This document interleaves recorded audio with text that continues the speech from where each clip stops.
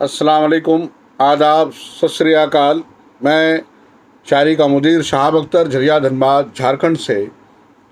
मयंक पांडे जी की किताब कोरोना काल की 50 सच्ची घटनाएं, प्लान, पीड़ा और प्रेरणा से एक और कहानी मैं पढ़ रहा हूं आपके लिए। मुंबई रोटी बैंक। अपराधियों के मुंह से सच उगलवाने वाला भूखे के मुंह में निवाला डालता रहा। भूखे पेट तक रोटी पहुंचाने का एक और अद्वितीय प्रयास, एक अद्भुत कोशिश मुंबई के स्वयंसेवी संगठन मुंबई रोटी बैंक ने किया। रिटायर आईपीएस डी शिवनंदन ने जनवरी 2018 में इस एनजीओ की स्थापना की थी। शिवनंदन जी मुंबई के पुलिस कमिश्नर और महाराष्ट्र के डीजीपी रह चुके हैं। इस कर्तव्यनिष्ठा और परिश्रमी ऑफिसर ने भारतीय पुलिस सेवा से सेवानिवृत्त होने के बाद इस काम को करने का जिम्मा लिया।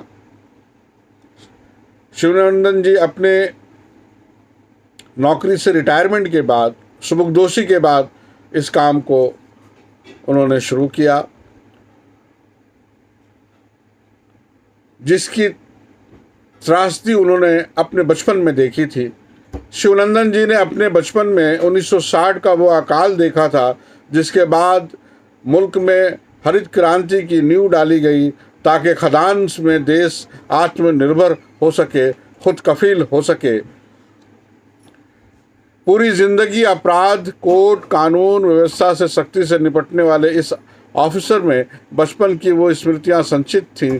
शिवनंदन जी ने अपने बचपन में परिवार के साथ उस अकाल का सामना किया था, उसका दंश झेला था। उस समय वो कोयंबटूर में प्राथमिक शिक्षा पूरी कर रहे थे। भारतीय पुलिस सेवा में आने के बाद उन्होंने प्रत्यक्ष रूप से देखा कि कैसे भूख व्यक्ति को इतना मजबूर कर देती है कि वो अपराध शुरू कर देता है। भारतीय पुलिस सेवा में आने के बाद उन्होंने प्रत्यक्ष रूप से देखा कि कैसे भूख व्यक्ति को इतना मजबूर कर देती है, कि वो अपराध शुरू कर देता है। एक पुलिस अधिकारी के रूप में उन्होंने कई ऐसे परिवारों को देखा था जो भूख से बदहाल होकर अपराध की दुनिया में प्रवेश कर गए। शिवनंदन जी की पोस्टिंग नक्सल प्रभावित गढ़चिरौली में 3 साल तक थी, जहां उन्होंने देखा था कि कैसे एक पूरा का पूरा समुदाय कई दिनों तक भूखा रहता है और कई बार हथियार उठा लेता है। इन सब अनुभवों, इन सब तजुर्बों ने शिवनंदन जी को के मानस पटल पर गहरी छाप छोड़ी थी।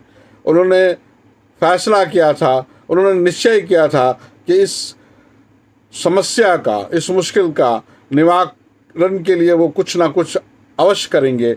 इतने ऊंचे ओहदे पर कार्य करते समय उन्हें इस दिशा में कुछ करने का समय ही नहीं मिला, पर रिटायरमेंट के बाद उन्होंने मुंबई रोटी बैंक नामक स्वयंसेवी संगठन स्थापित किया। यह एनजीओ विभिन्न होटलों, पार्टियों, शादी विवाह और अन्य आयोजनों में बचे हुए खाने को इकट्ठा करके गरीब और भूखों में वितरित करता है। मुंबई रोटी बैंक के लोगों से अपील करी थी कि किसी भी कार्यक्रम में बचे हुए खाने का कूड़ेदान में फेंकने के बजाय संगठन को दे दिया जाए, ताकि उन्हें किसी भूखे को दिया जा सके। जनवरी 2018 में शुरू इस संगठन से कई प्रसिद्ध लोग जुड़े। बचे हुए खाने को एकत्रित करना और उसे जल्द से जल्द वितरित करने में इस संगठन को अच्छा अनुभव था।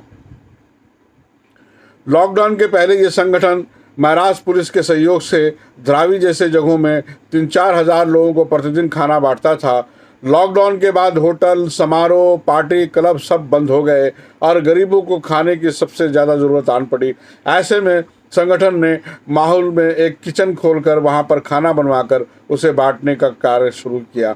देखते ही देखते कई सारे स्वयंसेवी संगठन, फिल्मी हस्तियां और बड़ी बड़ी कंपनियां मुंबई रोटी बैंक की इस मुहिम में जुड़ते चले गए। अप्रैल 2020 तक ये संगठन प्रतिदिन 30,000 लोगों को खाना देने के सक्षम हो गया। अप्रैल 2020 तक ये संगठन प्रतिदिन 30,000 लोगों को खाना देने में सक्षम हो गया। ये सारा खाना मुंबई के कोलाबा से मीरा रोड तक की सारी झुग्गी झोपड़ियों में प्रतिदिन बांटा गया। बॉलीवुड अभिनेता शाहरुख खान के मीर फाउंडेशन ने मुंबई रोटी बैंक का सहयोग करते हुए एक महीने तक प्रतिदिन 10,000 पैकेट खाना बनाने की राशि दी। बीकेसी स्थित भारत डायमंड बोर्स ने प्रति 10 टन चावल और 2 टन दाल दिया। इस रोटी बैंक ने प्रतिदिन खिचड़ी, सब्जी, रोटी इत्यादि बनवाकर मुंबई के विभिन्न झुग्गी झोपड़ियों में रह रहे लोगों में बांटा। रोटी बैंक के सुचारू रूप से चलने को सुनिश्चित करने के लिए रोज सुबह शिवनंदन जी स्वयं माहौल स्थित किचन पर पहुंचकर उस दिन के खाने का निरीक्षण करते रहे, सामग्री से लेकर बनाने तक हर चीज़ में सहयोग करते रहे और इसके वितरण की रूपरेखा तैयार करते रहे। इस रोटी बैंक के पास मुंबई में 10-15 वैन हैं जिनका काम खाद्य सामग्री लाना और वितरित करना है। स्वेच्छा से इस संगठन के साथ लगभग 150 लोग वॉलंटियर के तौर पर जुड़े हैं। संगठन ने नासिक में भी एक रोटी बैंक खोला है जो रोज़ 2500 पैकेट खाना बांटने का काम करता है।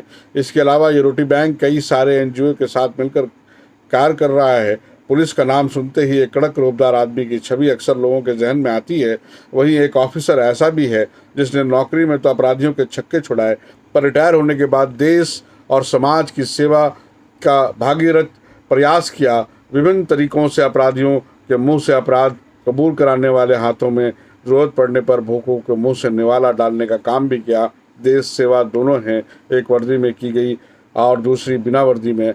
शिवनंदन जी जैसे माँ भारती के सच्चे जांबाज ऑफिसर को हजारों सलूट है। वाकई शिवनंदन जी का जो कार्य है सलूट के काबिल है, क्योंकि भगवान कहता है कि मुझे प्रसाद की क्या ज़रूरत, मैं उन भूखों में बसता हूँ तो मुझे खिला दिया करो।